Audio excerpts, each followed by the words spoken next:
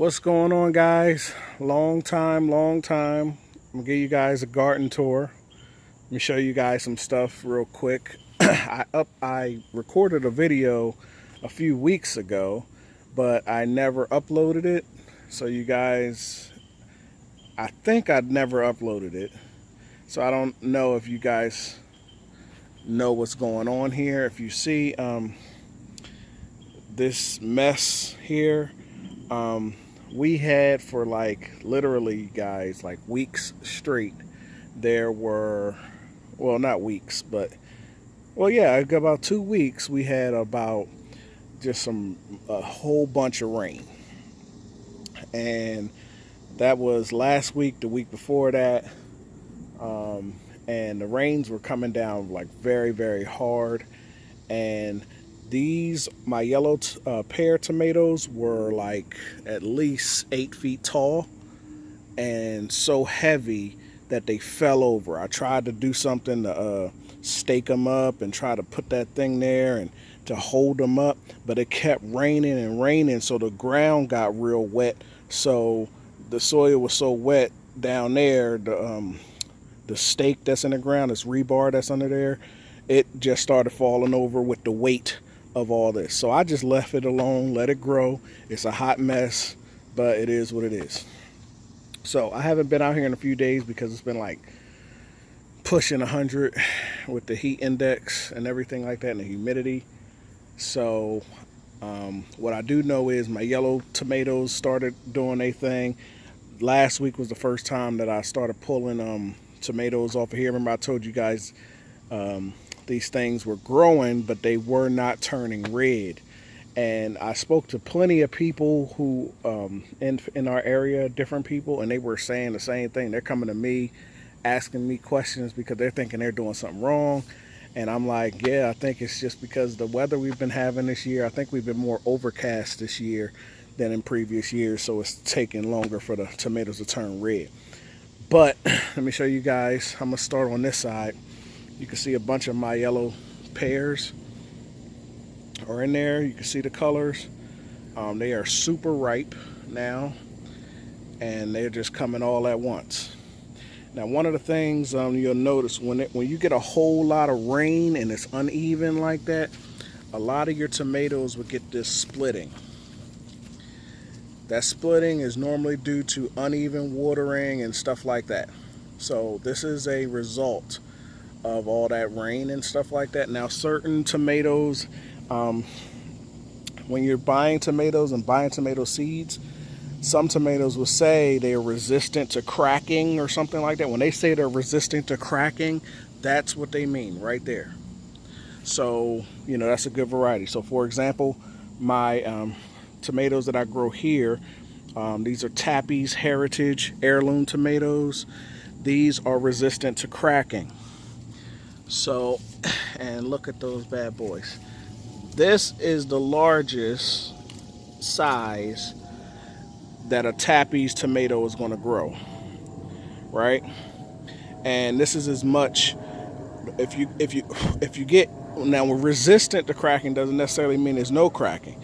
So the most you're going to get in the cracking on a Tappy's tomato is not like splitting down here. Well, let me put from my experience. Most of the time it's going to be at the top, like around the stem area. You'll see where it'll get like this. You know what I mean? But down here and everything like that is going to be great. So that's a nice, good tomato. And I want to show you guys something. You see that tomato right there? Is it deflated? You see that down there? Some animals were just like, the animals sometimes are just like you. So they're going to look at these tomatoes here and they're like, I'm going to wait for them to turn red. Okay?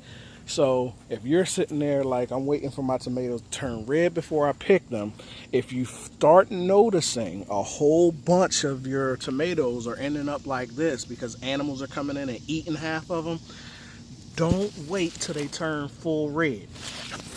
When you see them turning pink like that, let me show you. Give you guys a tip in the garden, some garden tips while I'm here. I ain't talked to you guys in a long time.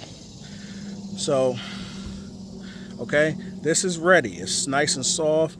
This one is not quite, but almost. But this here, literally, guys, within 2 days, is going to look just like that. Even though you took it off the stem, okay? And it's not going to taste any different.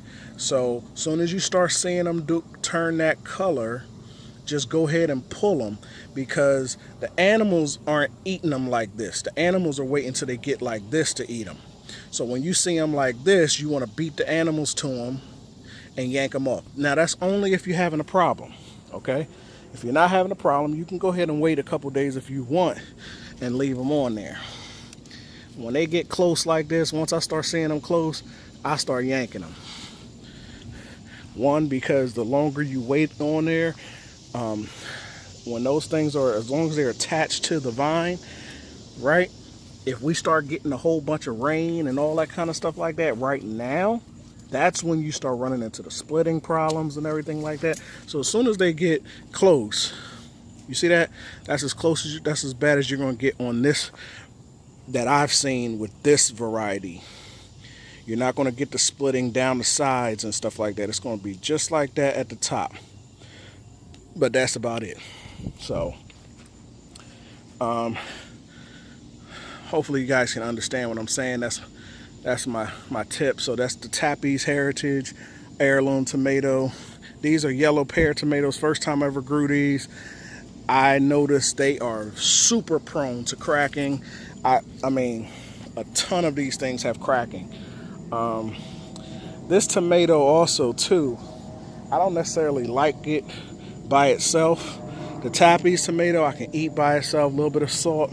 These, when I get a cherry tomato, I want to be able to eat the cherry tomato without putting nothing on there. I want it to be sweet enough for that. Those aren't sweet enough for that.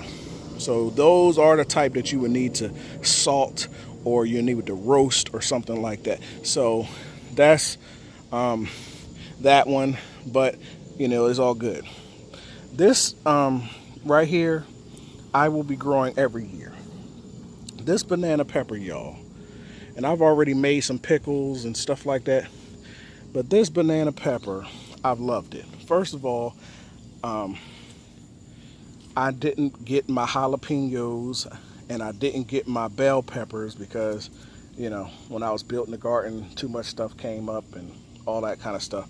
So this has been my bell pepper replacement, my regular bell pepper replacement, because these are sweet.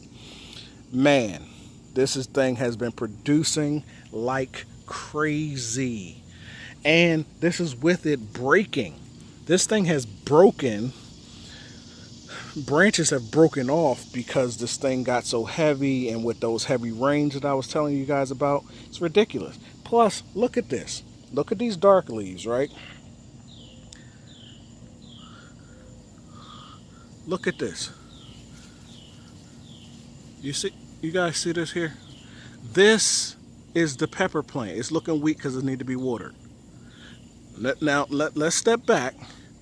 I have never had a pepper plant get almost as tall as my tomatoes. That is ridiculous, y'all. This year has been, that thing right there, I'm growing every year.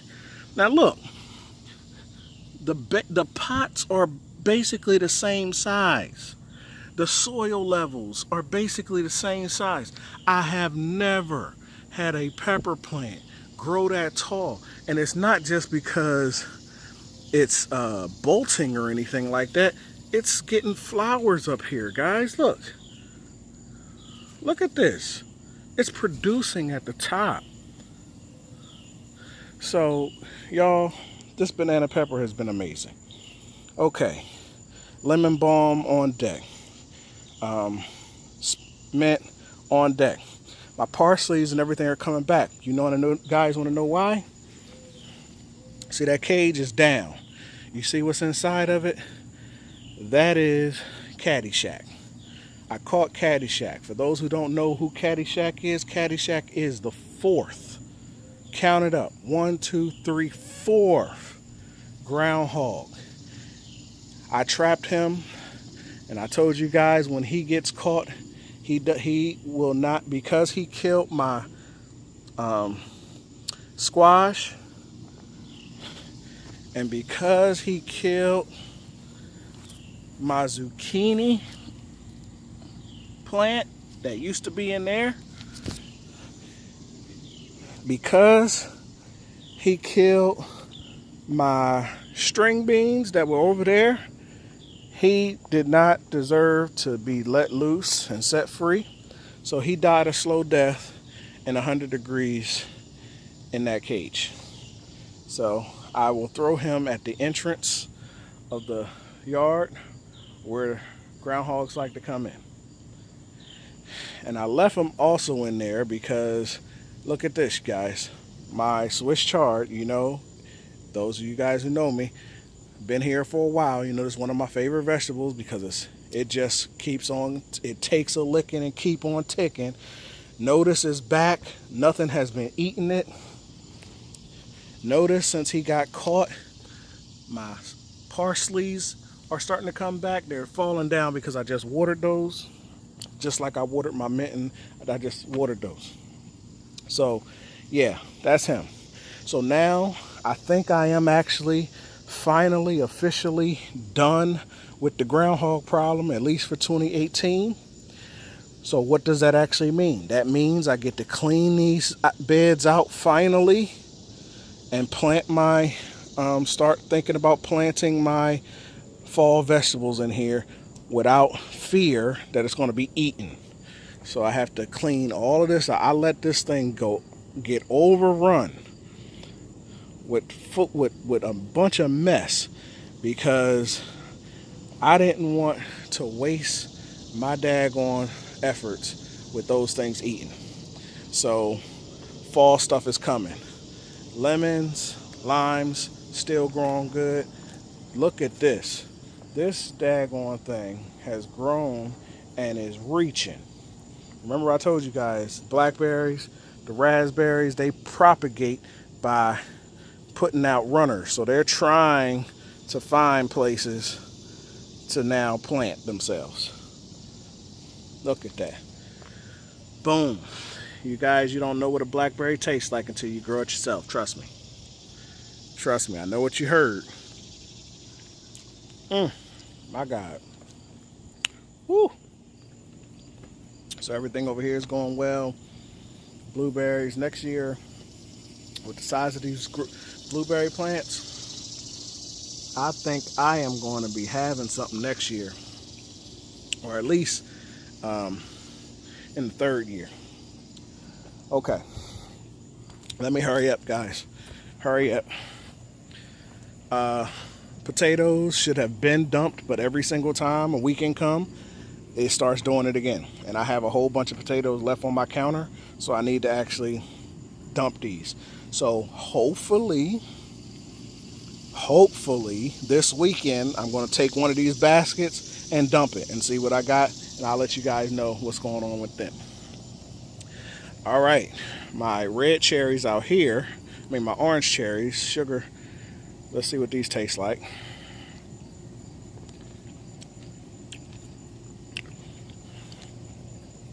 Yeah, see, these are much sweeter. You can eat them by themselves than the yellow pears. All right, now everything's starting to turn. So now my chilies are turning. The plants look real, like I said, they haven't been watered. Crazy. Chili peppers, they had gotten up to that line right there.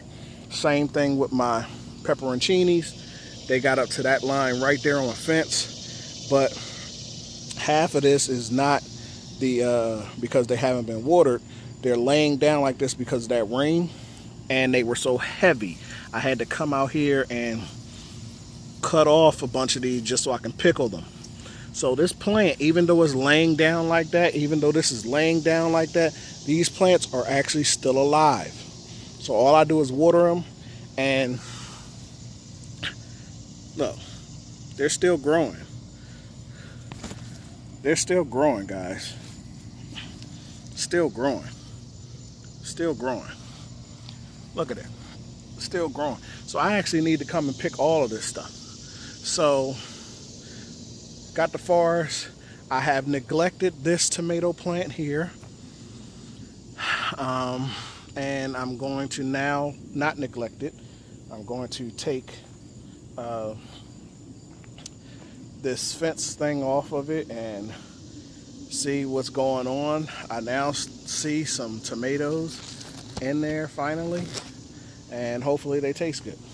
So, all right, guys, I went long because I wanted to teach you guys something about the tomatoes, and I also haven't talked to you guys, and you guys haven't seen this monstrosity forest I have gotten grown here. Even though it looks a hot mess, guys, trust me, it's still all under control. That's one of the reasons why I wanted this ground like this, is because when plants fall over like that, it's not a problem. You know what I mean? So it's all good. So, all right, people, get to growing. Thank y'all for wishing me well, getting rid of this last, hopefully this last groundhog. And yeah, I'll talk to you guys later. Peace out.